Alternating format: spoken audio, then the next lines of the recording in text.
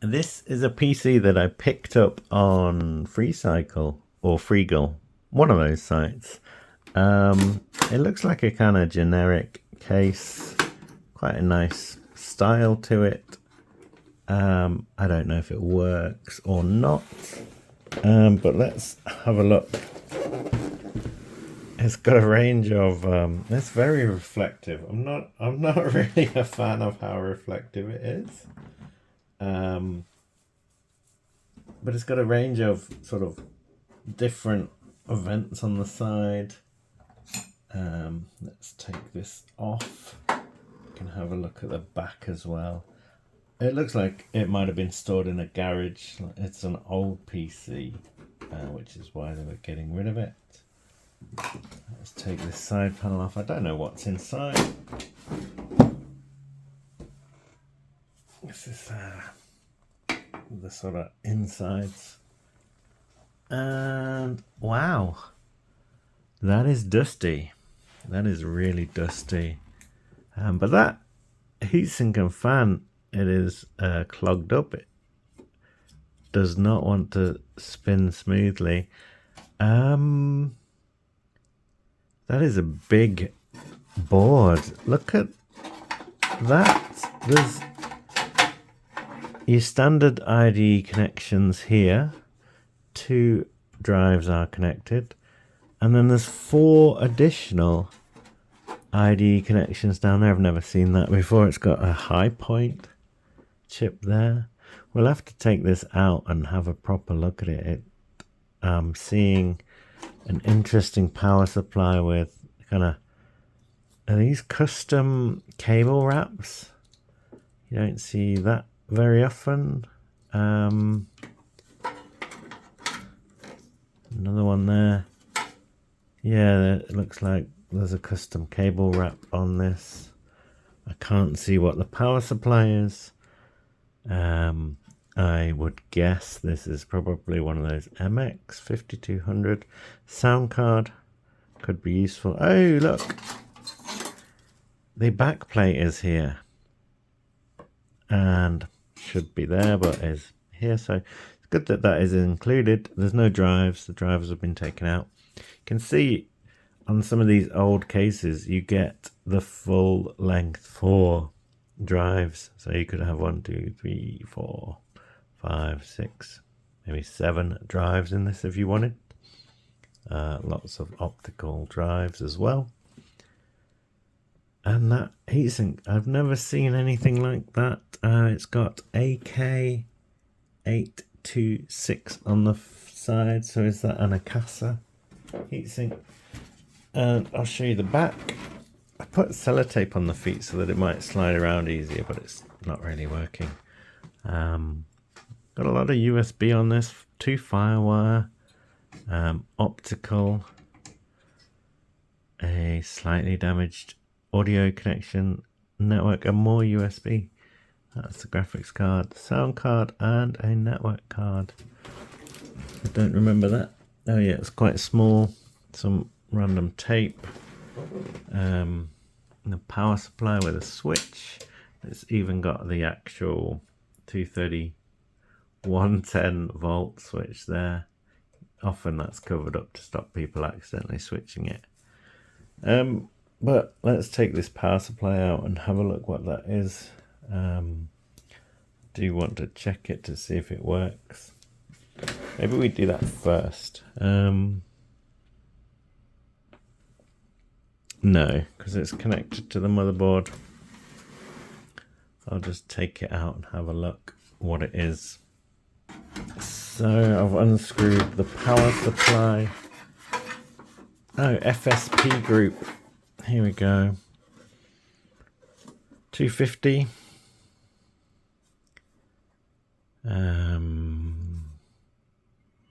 FSP 250-61G and in brackets AMD. So it looks like this will be an AMD system, assuming they bought a matching power supply. And look at the dust in there. This is very dusty.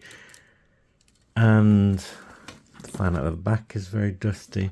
Some of the screws that I've removed are slightly rusty, so it probably was stored in somewhere slightly damp. Let's have a look at this motherboard. So I think way down here we've got ABIT AT7. You can see some of the rust on the case as well. Got a Realtek chip there. High point, I'm guessing that is for the additional IDE controls, and you can also see, you've probably spotted it already, bulging capacitors. So these all look like they're bulging.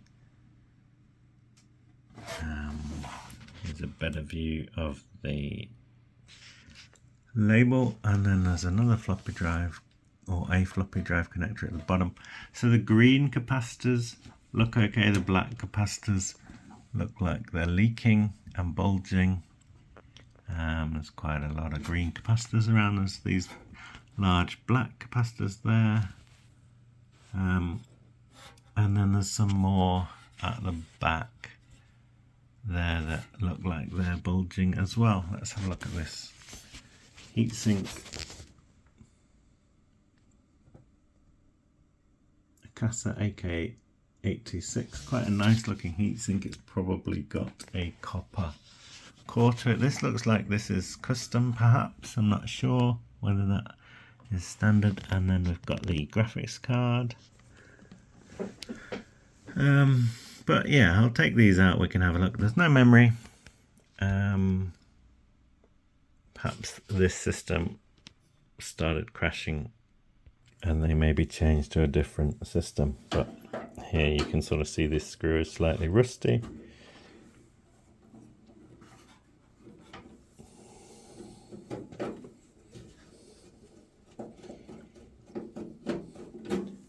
Here's the slightly rusty screw. And then this is an AGP card.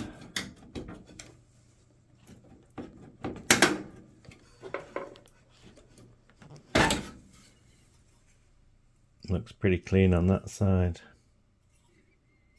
And then, oh, it's a GeForce 4, MX440, AGP 8X 64 meg DDR TV. So that's the TV part of it there. And it's quite dusty on this side. Let's have a look at the sound card.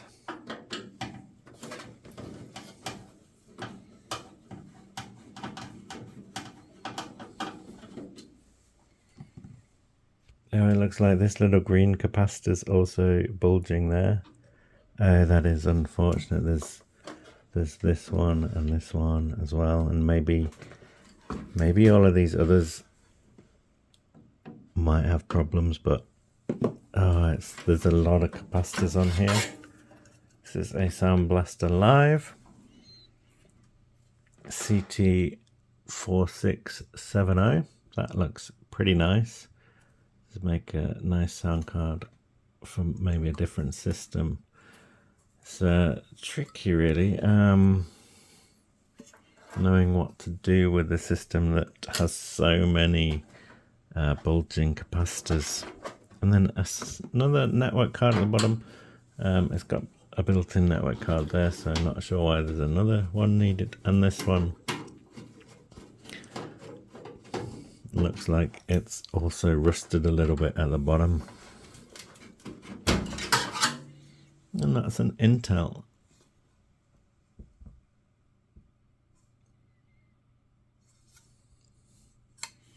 Rusty here. It's a bit of a shame. So we should probably try and have a look under here. Pretty difficult to see the clips for this. Should we try the power supply? See if that works. I've connected up the power supply tester. I'm going to plug the cable in, and I'm going to flick the switch.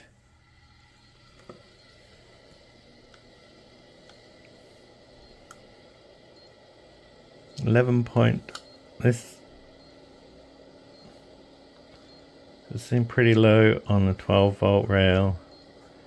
5 isn't great. Well, it's not at 5 or lower. 3.3 kind of fluctuates, so 11.2. I'm thinking if this is of the same age as the system, it's quite likely that it might also have some bad capacitors in it, and that is not a good thing. Let's just plug one of these in.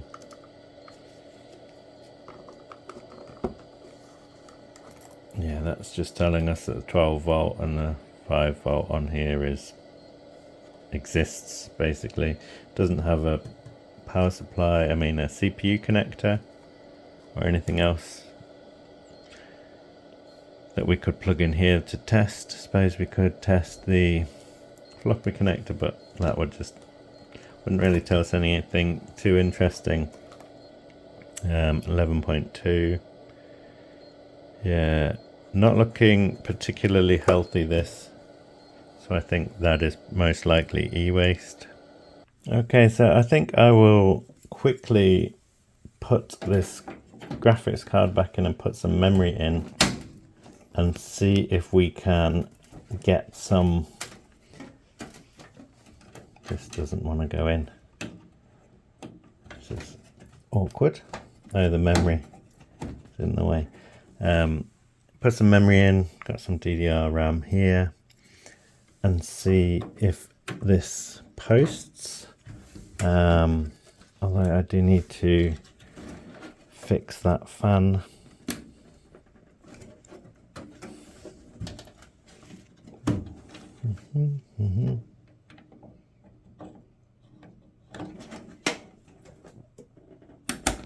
Okay, memory's in. Could do with getting this fan to work.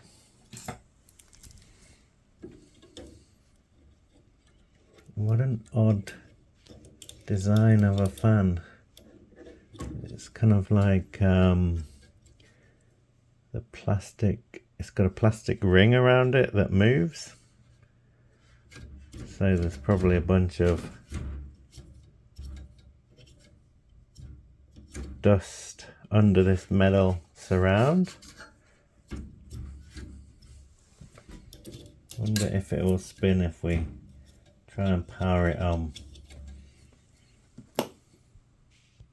So I've connected this Corsair power supply. I'm going to switch that on. Not seeing anything. Where's the power button? Here's the power button. Press the power button. The fan is definitely spinning.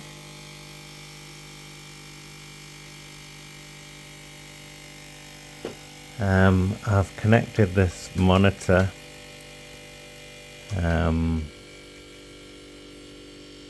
Although we don't seem to be getting anything on the screen.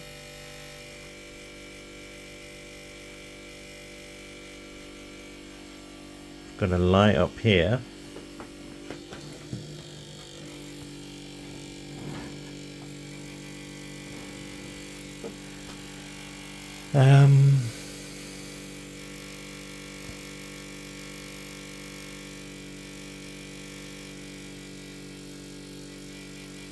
Yeah, I'm not sure why we didn't get any beeps. Could be a memory issue, could be a processor issue.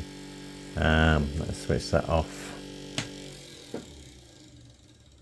At least the fan works, even though it is very loud.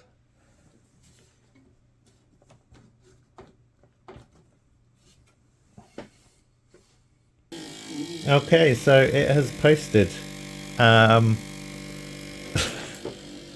I took the memory out. I put the memory back in. It says it's an AMD Athlon 1000. I don't know if that is true or it is just not got the right settings. That fan is pretty annoying. But it's posted. Those are your chipsets, VT8367, I think. Pressing delete. I think this keyboard is connected. Let me just double check that.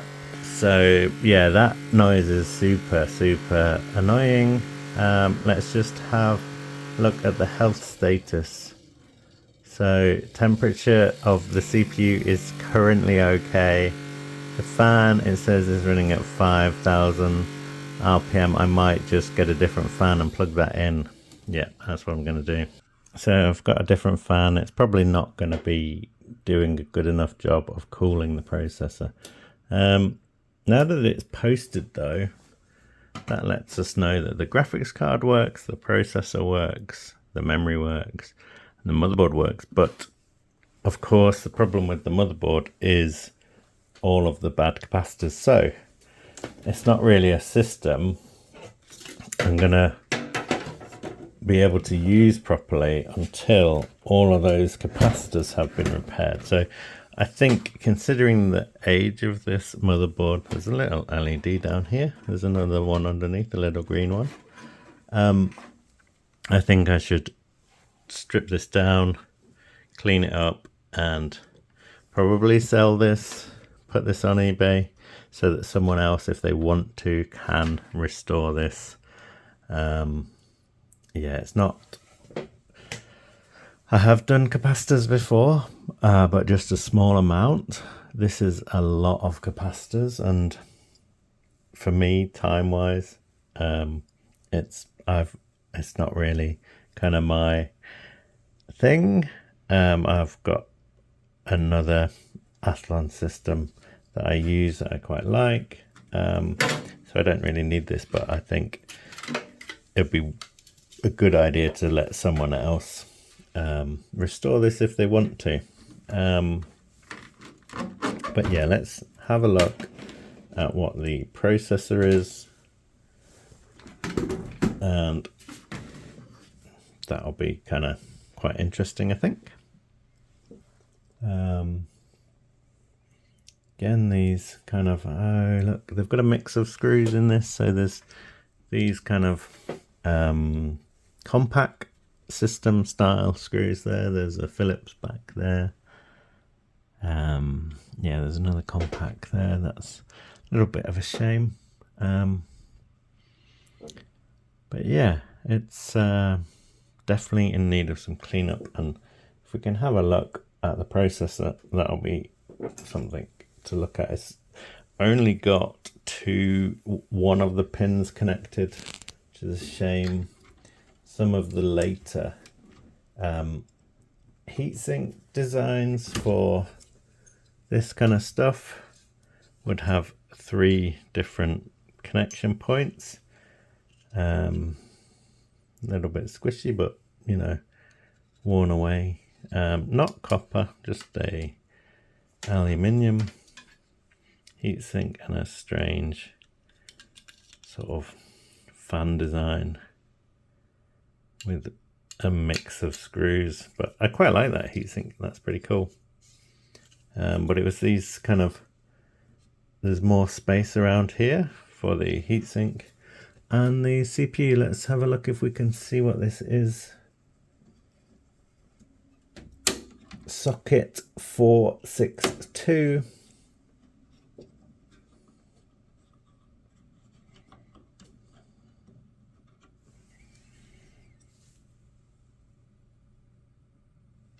AMD Athlon.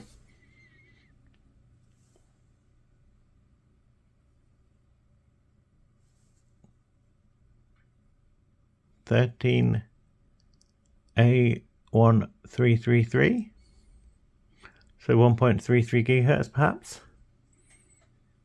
Quite a cool looking processor, but quite early. You know, these got up to XP 3000. So this is probably quite an early processor. AMD Thunderbird, 1.3 gigahertz. Nice little sticker telling us what it is. And yeah, I think this is an interesting system. This board looks like a high-end board. ABIT don't exist anymore, do they, in terms of making motherboards? And it's things like a bunch of faulty capacitors that are probably partly to blame for that, but I'm just speculating. But yeah, there we go. I guess that's a quick look at the system. It powered on, which was more than I expected, and was interesting to have a look. We've got a slightly older graphics card, GeForce 4 MX. We've got a nice sound card, and interesting to see some different old tech. Very, very dusty though. This is like clogged up. So yeah, needs some attention. But thanks for watching. See you in another video. This fan has some kind of magnetic bearing outside the fan. So on this other side there's let me see if I can show you. This basically that's how you can see it's got in the corners, it's got these little magnetic things, and that is what drives the fan around. Obviously it all needs cleaning. Most of the time fans have the magnets arranged in the middle, and then that spins the fan. This one has the magnets on the outside, and it's quite noisy, so I thought I would see if some oil for a sewing machine, etc. would help make this quieter. So let's try it with this system, see how loud it is, and then add some of that and see what the difference is. So it's quite loud, especially if it's in contact with something.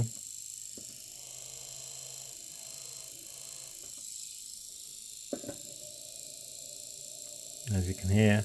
But let's add some of this and see if that helps. So this is opening it. There's 4 clips. And then you can sort of see in here there's quite a bit of looks like rust on these parts. I have cleaned it up quite a lot, and then you can see that I think there's a metal ring around the fan. Wonder if this kind of lifts out or not. I'm not going to try it because I don't want to break it, but let's just put a drop of this oil on each point. Assuming this is open, let me check. Okay, I'm just going to put hopefully just a little bit of a drop on each. That's quite a lot.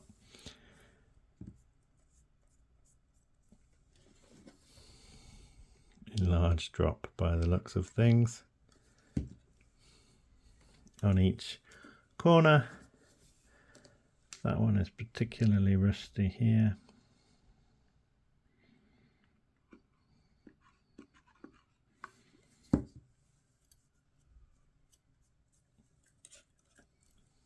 And the last one.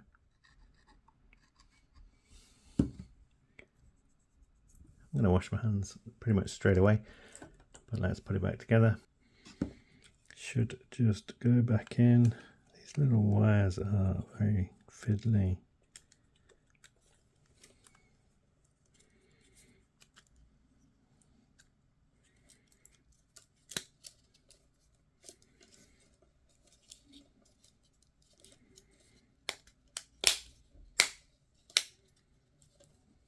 And then let's try this PC again.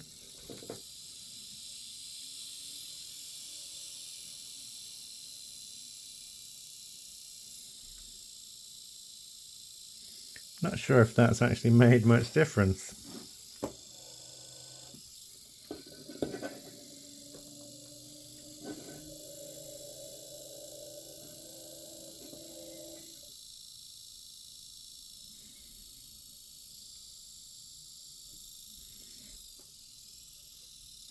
not silent as such. And now it stopped. I wonder if this is actually faulty.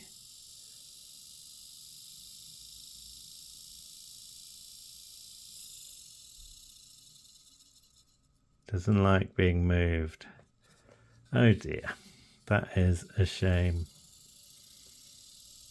Kind of cool to see though, compared to this setup. But you can see why this is more complicated. There's 4 different points, all needs wiring up. There's a ring around the fan, and in comparison, everything is just in a central location on this. Much simpler, lighter, less complicated, whereas this is kind of like, yeah, much heavier as well. There's a metal frame, can easily trap dust. And here is the YS Tech PD1270 155B-2F 3.54 watts, 12 volts. So how many watts is a standard?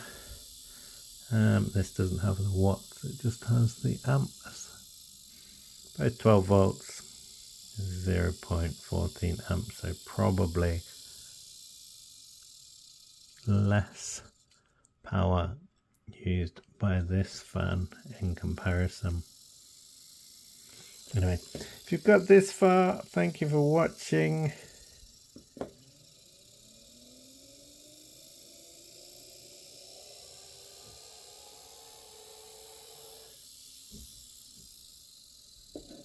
Yeah, it really doesn't like being moved.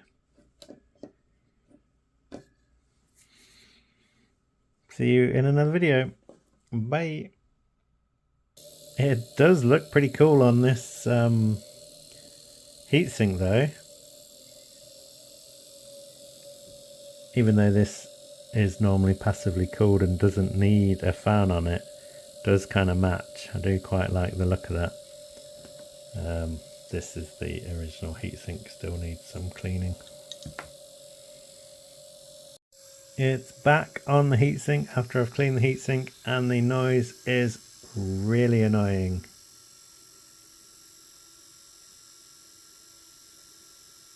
It's got this sort of the noise of the fan, the airflow, also just this constant.